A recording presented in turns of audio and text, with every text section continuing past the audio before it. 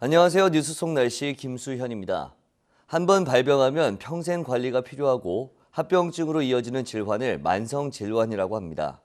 특히 우리나라 5대 만성질환 중 하나인 당뇨병의 경우는 고령화, 생활습관의 변화로 매년 4에서 6%씩 증가 추세에 있다고 하는데요. 오늘은 꾸준히 관리해야 하는 질병, 겨울철 당뇨병에 대해서 알아보도록 하겠습니다. 오늘도 가정의학과 전문의 김웅수 원장님 나와 계십니다. 원장님 안녕하세요. 네, 안녕하세요. 네, 우선 이미 많은 분들이 알고 계시는 만큼 잘 알려진 질환이지만 이 당뇨병에 대해서 또 모르시는 분들이 있기 때문에 간단하게 설명 부탁드리겠습니다. 네, 당뇨병이라는 것은 혈액 중에 포도당인 혈당 수치가 정상보다 높아져서 소변으로 포도당이 넘쳐 나온 데서 유래된 질병입니다. 포도당은 탄수화물의 기본 구성 성분인데요. 음식을 먹으면 탄수화물은 위장에서 소화돼서 포도당으로 변한 다음 혈액 속에 흡수됩니다. 흡수된 포도당이 몸에서 이용되기 위해서는 반드시 필요한 호르몬이 인슐린입니다. 인슐린은 췌장에서 분비돼서 식사 후 올라간 혈당을 낮추는 기능을 하는데요. 만약 인슐린이 분비되지 않거나 기능을 하지 못하게 되면 세포로 들어가지 못한 포도당은 이용되지 못하고 혈액 속에 쌓여서 고혈당 상태가 돼서 소변으로 넘쳐 나오게 됩니다. 이러한 병적인 상태를 당뇨병이라고 부릅니다. 당뇨병의 진단 기준은 아래 기준 중에 한 개 이상에서 해당되면 당뇨병으로 진단할 수가 있습니다. 첫 번째, 공복 혈당이 126 이상인 경우입니다. 두 번째는 당뇨병의 증상인 다뇨, 다음 설명되지 않은 체중 감소와 임의 혈당이 200 이상인 경우입니다. 세 번째는 75g 경부 당부와 2시간 후에 혈당이 200 이상이면 당뇨병으로 진단하게 됩니다. 네 번째는 당활색소가 6.5% 이상인 경우입니다. 당활색소란 것은 지난 2, 3개월간의 혈당 평균을 알아보는 검사입니다. 정상과 당뇨병 사이 단계를 당뇨병 전 단계라고 부르는데요. 당뇨병 전 단계에는 공복혈당 장애와 내당능 장애가 있습니다. 공복혈당 장애 진단 기준은 공복혈당의 100에서 125 사이입니다. 내당능 장애 진단 기준은 75g 경부 당부와 2시간 후에 혈당이 140에서 199 사이입니다. 공복혈당 장애가 있거나 당활색소 수치가 5.7에서 6.4% 사이인 경우는 6에서 12개월마다 공복혈당 또는 당활색소 검사를 고려해야 합니다. 네, 그렇다면 이 당뇨병의 원인과 증상 어떻게 되나요? 네, 당뇨병의 발병 원인은 현재까지 알려진 바에 의하면 유전적 요인이 가장 가능성이 큽니다.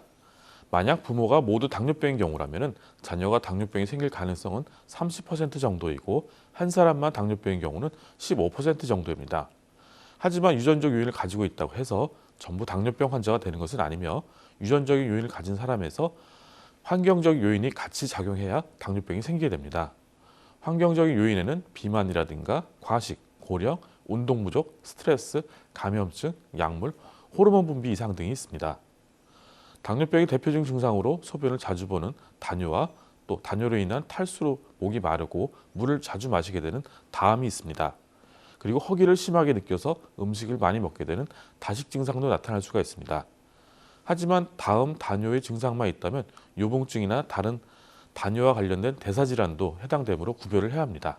네, 이 당뇨병은 특히 겨울철에 더 주의해야 한다 이런 이야기가 있던데 특별한 이유가 있을까요? 네, 아무래도 겨울철에는 혈당 조절이 어려울 수가 있는데요. 추위가 심해지면서 야외 운동이 힘들어지고 실내에 머무는 시간이 많게 됩니다. 이럴 때는 실외 운동을 실내 운동으로 바꾸거나 운동 시간을 점심시간 이후 기온이 상승한 시간대로 변경하는 것이 좋은 방법입니다. 또한 기온이 낮은 곳에 오래 있거나 운동하게 되면 혈관이 수축해서 혈압이 높아지기 쉽습니다. 고혈압과 당뇨가 같이 있는 환자라면 혈압 상승으로 인한 심근경색, 뇌졸중, 심부전 등의 심혈관계 질환 위험이 늘어날 수가 있습니다. 많은 연말 모임으로 인한 과식이라든가 과음으로 인한 고혈당 발생도 주의해야 합니다. 그리고 당뇨병 환자는 피부 감각이 떨어져 있기 때문에 뜨거운 난방기기에는 화상을 입을 수 있으므로 특히 주의해야 됩니다. 네, 당뇨병으로 인해서 발생하는 합병증 또한 어떻게 간과할 수 없을 것 같은데 주로 어떤 질환이 생길 수 있습니까? 네, 당뇨병의 합병증은 급성 합병증과 만성 합병증 두 가지로 나눌 수가 있습니다. 급성 합병증은 심한 고혈당이나 저혈당으로 갑자기 생명이 위협될 수 있는 합병증이 발생하는 것입니다. 당뇨병성 케톤 산증이라든가 고혈당성 고삼투압증후군, 저혈당이 이에 해당됩니다.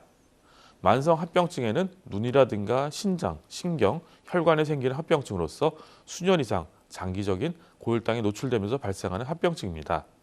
당뇨병성 신증이라든가 당뇨병성 망막병증, 당뇨병성 신경병증, 당뇨발이 해당됩니다. 처음 당뇨병을 진단받고 제대로 관리하지 않은 경우라든가 합병증이 심한 경우 실명이라든가 혈액투석, 하지 절단 등에 이를 수도 있습니다. 대사증으로 해당되는 당뇨병, 고혈압, 고지혈증은 서로서로 영향을 주고 있습니다. 그렇기 때문에 당뇨병은 조기에 진단을 받고 혈당을 철저하게 관리하는 것이 합병증을 예방하는 방법입니다. 네. 사실 이게 좀 큰 문제라는 건 내가 당뇨가 있는지 없는지 잘 모른다는 거거든요. 이 자신의 혈당 수치나 당뇨병 증상을 스스로 점검해 볼 수 있는 방법, 혹시 이런 것들이 있을까요? 네, 갑자기 혈당이 올라가게 되면 당뇨병의 대표적인 증상인 당뇨라든가 다음, 다식, 체중 감소, 피로 등의 증상이 나타날 수 있습니다. 그렇지만 당뇨병은 천천히 진행하거나 초기 단계에서 혈당이 높게 상승하지 않으면 아무런 증상을 느끼지 못할 수 있습니다. 당뇨병 50% 정도는 발병 초기에 아무런 증상을 느끼지 못하는 것으로 알려져 있습니다. 이러한 단계에서 검진을 통해서 검사하지 않으면 진단이 되지 않고 또한 진단이 되더라도 불편함이 없어서 관리를 소홀히 할 수 있습니다. 그러므로 40세 이상의 모든 사람은 매년 당뇨병 검진을 받아야 하고 비만하거나 고지혈증, 고혈압, 당뇨병의 가족력 및 당뇨병과 관련된 위험 인자를 가지고 있는 사람들은 30세부터 매년 당뇨병 검진을 받아야 합니다. 위험 인자들은 다음과 같은데요. 체질량 지수가 23 이상의 과체중에 해당됩니다. 또 부모라든가 형제, 자매 등 가족 중에 당뇨병 환자가 있는 경우입니다. 공복 혈당 장애라든가 내당능 장애의 과거력이 있거나 임신성 당뇨병이 있거나 또 4kg 이상의 거대한 출산력이 있으면 고려할 수 있습니다. 고혈압이라든가 고지혈증과 뇌졸중, 관상동맥 질환 등 심혈관 질환도 해당됩니다. 다낭성 난소 증후군 또는 흑색 가시 세포증 등 인슐린 저항성이 의심될 때도 해당됩니다. 네, 이 당뇨병은 무엇보다 혈당 조절 그리고 예방하는 것이 중요할 것 같은데요. 어떻게 관리하면 좋을까요? 네, 당뇨병 환자의 바람직한 혈당 조절을 위해서는 식사와 운동이 가장 중요한데요. 당뇨병 환자는 일반적으로 필요한 칼로리의 50에서 60%는 탄수화물에서 15에서 20%는 단백질로부터 섭취하도록 하며 지방 섭취는 25% 이내로 해야 합니다. 영양소 배분은 식사 패턴이라든가 선호도, 치료 목표 등을 고려해서 다르게 선택할 수도 있습니다. 탄수화물은 가능한 당지수가 낮은 음식인 전곡류라든가 콩, 과일, 채소, 유제품 등을 섭취하는 것이 좋습니다. 불포화 지방산이 풍부한 음식 섭취는 권장하지만 포화지방이라든가 트랜스 지방 섭취는 제한해야 됩니다. 음주는 금하는 것이 좋습니다. 부득이 한다면 혈당 조절이 잘 되는 경우에 하루에 한두 잔 정도로 제한하며 저혈당 발생에도 주의해야 됩니다. 비타민이라든가 무기질 보충은 권고되지 않습니다. 그렇지만 결핍 상태에 있거나 제한적인 식이 섭취를 할 경우는 보충을 고려할 수도 있습니다. 또 당뇨병 환자의 운동은 다음 사항을 고려해야 되는데요. 혈당을 조절하고 체중을 유지하며 심혈관 위험을 감소하기 위해서 최소한 일주일에 150분 이상의 중등도 강도의 유산소 운동을 해야 됩니다. 중등도 강도의 운동은 최대 심박수의 50에서 70%까지 올리는 운동입니다. 운동은 일주일에 최소 3일 이상 해야 되며 연속해서 이틀 이상은 쉬지 않도록 합니다. 유산소 운동과는 별도로 금기사항이 없는 경우 일주일에 최소 2회 이상 근력 운동을 실천합니다. 당뇨병 고위험군인 내당능 장애라든가 공복혈당 장애, 당할색소가 5.7에서 6.4% 이내인 경우라면 당뇨병 발생을 감소시키기 위해서 식사 조절이라든가 운동 같은 생활 습관의 개선을 해야 됩니다. 비만한 고위험군에서 체중을 감량하려면 최소 체중의 5에서 10% 감소를 목표로 할 것을 권고하고 있습니다.